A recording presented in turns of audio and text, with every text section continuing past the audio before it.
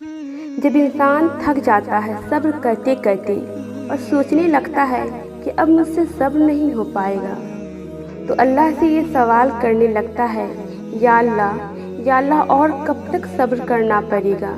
کب ہمیں صبر کا صلہ ملے گا؟ تب جواب آتا ہے، تم کیا جانو، شاید صبر کا صلہ کا وقت قریب ہی ہو، اور تمہارا صبر میں جتنا وقت لگ رہا ہے تو یقین رکھو تمہارے صبر کا تحفہ بھی اتنا ہی خوبصورت ہوگا۔ زندگی بہت حسین ہے جب صبر کیا جائے، اور تم گھبراتے کیوں ہو؟ تمہارا صبر ٹوٹ ہی نہیں سکتا، بس تم اللہ پر یقین تو رکھو۔ یہ اس وقت کی بات ہے جب مجھے صبر کی تلاش تھی۔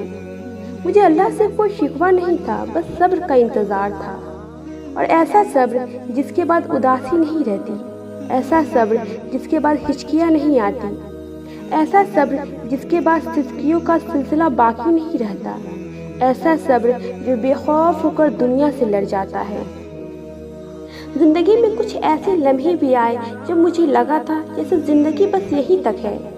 زندگی میں وہ حالات بھی آئے جب یوں محسوس ہوتا تھا جیسے مجھے کوئی سننے والا نہیں۔ بہت سے ایسے راستوں پر میں تنہا چلی جہاں مجھے لگا تھا میرا ہاتھ تھامنے میرے اپنے آئیں گے، مگر کوئی آیا ہی نہیں۔ بہت کچھ ایسا بھی ہوا جسے ہونے کا میں کبھی سوچی بھی نہیں تھی، مگر ان راستوں میں جو ساتھ چلا وہ صرف اللہ تھا۔ بہت کچھ بچھڑ گیا اور بہت کچھ مل بھی گیا، ان کے بغیر بھی رہ کر دیکھا جن کے بغیر سانس لینا بھی محال لگتا تھا، اور ان کے بغیر بھی زندہ رہی جن کی موجودگی سے زندگی محسوس ہوتی تھی۔ اور جب سب کے بغیر رہ کر دیکھا تو بس یہ جانا کہ ہر جدائی قابل برداشت ہے سوائے اللہ کی جدائی کے۔ کتنے بے شمار منزلیں طے کرنے کے بعد یہ بات سمجھ میں آئی کہ ساری عمر میں جن کے پیچھے بھاگتی رہی، کبھی تنہائی کے ڈر سے تو کبھی ہجوم کی تلاش میں در بدر کی ٹھوکریں کھاتی رہی، سب کو تلاش لیا مگر جس کو ڈھونڈنا تھا اس کو تو ڈھونڈ ہی نہیں پائے۔ انسانوں کے دھتکارنے کے بعد مجھے اس محبت کا خیال آیا جو اس سارے سفر میں میرے پیچھے بھاگتی رہی اور میں بے خبر رہی،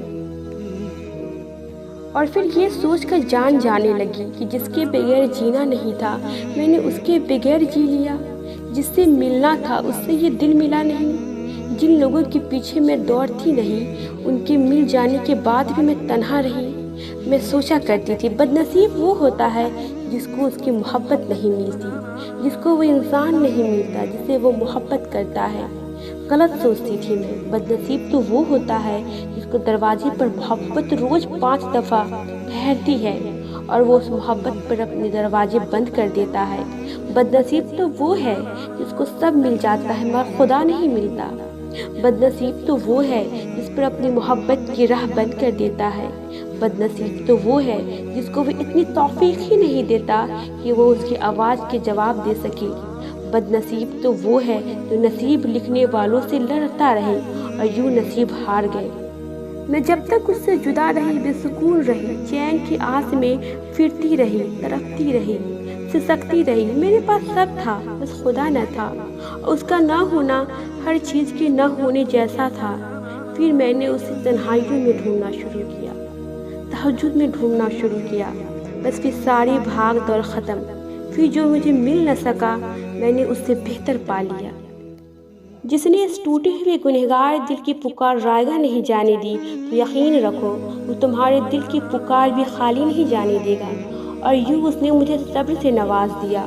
تو اگر تم بھی صبر کی تلاش میں ہو تو یقین کو پہلے ڈھونڈنا، اور پھر یہ مت سوچنا کہ یہ کیسے ہوگا اور کب ہوگا، بس پھر اتنا یاد رکھنا کہ بہتر ہوگا جو ہوگا جب ہوگا۔